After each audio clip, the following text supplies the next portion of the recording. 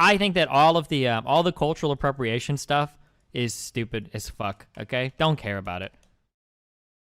This is the statement that Destiny made in his usual persona in response to a video by For Harriet critiquing Ariana Grande's strange but gradual complexion change in her public persona. If you came here looking for a hit piece on Destiny, I'm afraid you're going to be disappointed. In fact, most of the criticisms I make aren't really going to be of him or of many of his points, but rather framing the conversation on which he's making these declarative statements and putting them what I think is going to be a more productive context for a better conversation going forward. So one of the problems around the conversation regarding cultural appropriation is that it's fresh, the effects that it has are highly emotionally charged, and we don't have a lot of data but for the individual experiences that people have to parse on our own and then bring into a conversation while under the perception that we're debating our own humanity.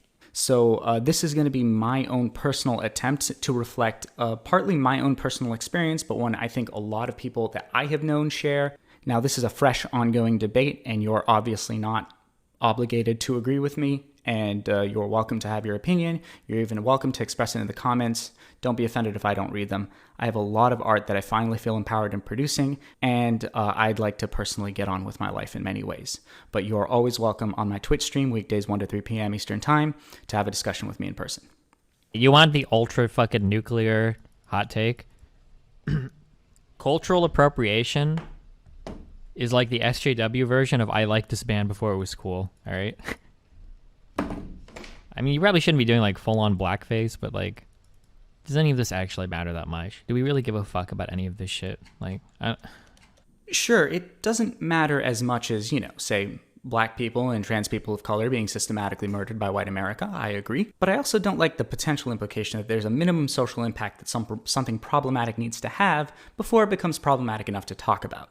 Now, I'm not saying that that is what Destiny is saying here, but it is an implication that one can come away from this video thinking, and it can have an effect on the discourse going forward, so I want to nip that in the bud. It's definitely worth noting that cultural appropriation percentage-wise, a much bigger problem for my life because I'm a privileged caste Indian American, because I don't have to deal with the more overt and, for lack of a better word, material forms of racism that other communities have to deal with. But that doesn't make the covert racism that I face okay. And I'm not saying Destiny's saying it is, I just want to make sure that nobody's interpreting a statement as believing that it is. With that said, Destiny, like any other political content creator, has only so many hours in the day, and I don't really expect anyone from any community to get up in a roar about cultural appropriation on any given day, given the host of more crucial issues we are living through right now.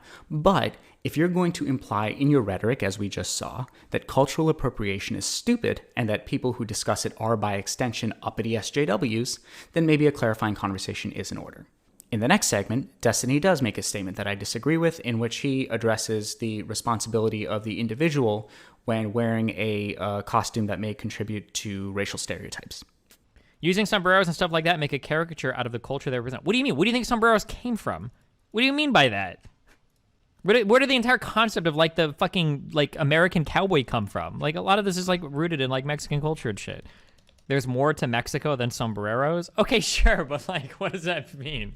If you want to dress up as anything, you have to go and do a deep dive, fucking 20,000 Encyclopedia Britannica dive into the culture. And come on, dude.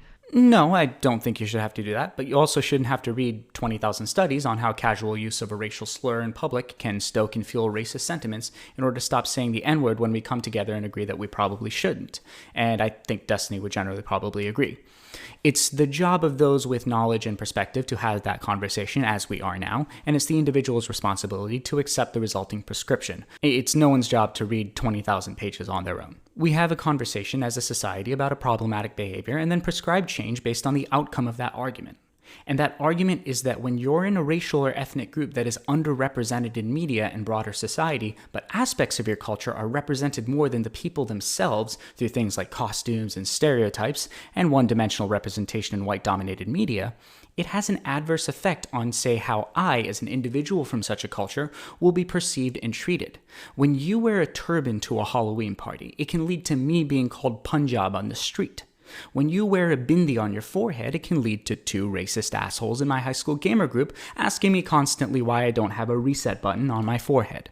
You, as a member of a dominant group, can have an influence in counteracting that effect by intentionally and consciously including people from ethnic cultures in your engagement with said cultures. And I will make the same critique of brown boy hip-hop casuals and business majors who think they have a lifetime N-word pass because they went to charter school 2 miles outside Oakland. The argument I've heard, at least from my race class, is that over time people forget who actually created the thing first, and because white people are typically dominant, at least as far as the media is concerned, the thing will be credited to them. Okay, everybody forgets who originally created everything. Nobody gives a fuck. Okay, I think it's I don't know if this is 100% true, but like, some people say Vikings wore braids like earlier, or like fucking dreadlocks earlier than some African. I'm sure there's like a lot of culture that develops like parallel to one another where they don't know it. But like this idea of like people like having the original credit of like who invented whatever dumb shit for is stupid, dude. Fuck, who cares? Cultures mix, societies mix, traditions are borrowed, nothing is new, everything is like derivative of something else. All art, all societies are remixed or borrowed or taken or stolen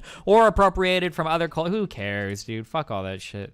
And here we come to why it's so difficult to have this conversation. Ownership of culture, broadly speaking, in my opinion, is a really stupid concept, and we need to be smarter about our critiques. It takes a lot of labor to push past the quick, comfortable anger that I get seeing Beyoncé wearing a sari, and to reason out why it's problematic for her to do that while I still ask white America to include and accept me and my culture within their own. And the answer to that is difficult and complicated. The first part of it is that culture is a vessel.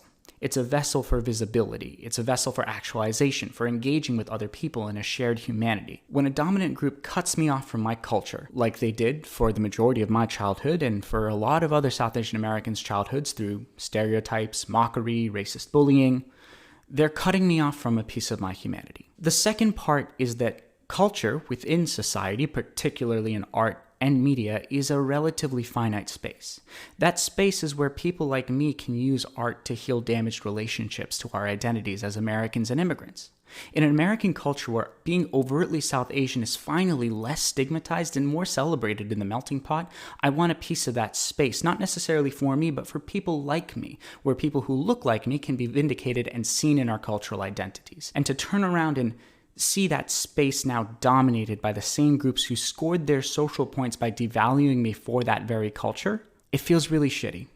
Especially when our parents are often far more wowed by 2 white guys singing Tunak Tunak Tun than by my cousin's Carnatic music recital.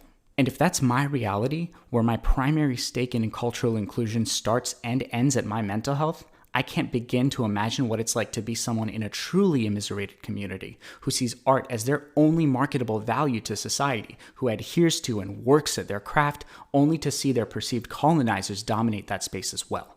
Destiny goes on to highlight how thoroughly we fucked up the semantics of this discussion by making a point that I'd 100% agree on if we'd been clear on the terminology of this discussion from the get-go. I think cultural appropriation, here, let's get hotter. Let's get closer to the center of the blast. I think cultural appropriation is a good thing, okay? You want white people to stop hating dreadlocks? Well, as soon as they all start fucking wearing dreadlocks, they'll probably stop hating it, all right? There you go. You know how white people became cool with fucking rappers and shit wearing jewelry? It's when they all started wearing fucking earrings and shit, all right? There you go.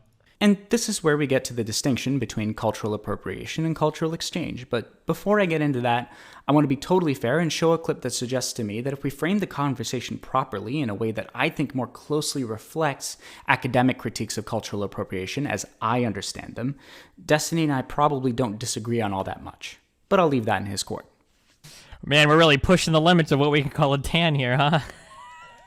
Sorry, it's a little bit further in. So if you are going to take up some space and do some black stuff, you better give some black folks some platforms. Citation is a critical part of my feminist ethic, and I am glad that Ariana Grande is doing that. Clearly, I don't think there's anything wrong with that. I think that if you're like heavily, so one thing, this is the only part of like the cultural appropriation argument that I can kind of buy into, is that like if there is a certain culture that's ultra heavily giga oppressed and super fucked, and then somebody else comes in from like a majority class, copies everything from it, and starts making millions off of it, and the other people are still fucked, I could see that and be like, wait a second, hold on, fuck you, bro. Like, I could understand that 100%. From everything that I understand, and I could be wrong, this is almost verbatim the academic critique of cultural appropriation. Not that white people should not engage in other cultures, but simply that inclusion of artists and tradespeople from those cultures should be prioritized in that process, so that our visibility runs parallel to that of our culture and we can use that space to humanize and actualize ourselves. There's a reason that Elvis is accused of looting black culture, but the Beatles are not accused of looting India. The reason, largely, is that the Beatles made Ravi Shankar an integral part of their art and artistic development, and they brought him before an audience that would never have engaged with Indian classical music otherwise. Note that there are other critiques of British invasion music appropriating black popular culture that I do not consider myself qualified to discuss in depth, but will note are there and encourage you to research yourself. This principle of inclusion is crucial for opportunity and access to black, indigenous, and oppressed caste Asian communities, but also if only so that my privileged but still dehumanizing experience of Kenneth and Harold, not their real names, spending every game of Super Smash Bros. Talking about my fucking reset button isn't something that the version of me growing up in 2023 should ever have to contend with. So my response to Destiny? Maybe the part of cultural appropriation on which you and I agree isn't as limited as Tumblr might lead us to believe. Being very wary of saying no true Scotsman, or on the other hand invalidating the pain and anger that leads my siblings to make arguments I don't necessarily agree with, I would dare suggest this is the actual focus you will see placed on cultural appropriation in publication and academia, and that you may better benefit the conversation by treating it as such. And I get that it's hard to ask clarifying questions about a nuanced topic and getting back what feels like oftentimes rushed or unsatisfactory answers, but I'm sure you have a very solid understanding of how difficult it can be to have rational conversation about what feels like your own humanity. That's basically my 2 cents on the topic. And if you're wondering if I'm brave enough to discuss this in person, let me show you a clip of Destiny faced up against a true intellectual heavyweight. One empirical thing I'm aware of. Have you seen anything about the United Kingdom? Like the country? Thanks for giving me attention. If you liked the video, be sure to like and subscribe. And if you're thinking of leaving a mean comment, know that I stream live to Twitch, weekdays, 1 to 3 p.m. Eastern Time. So you can come over, leave it in person. Debate me, coward.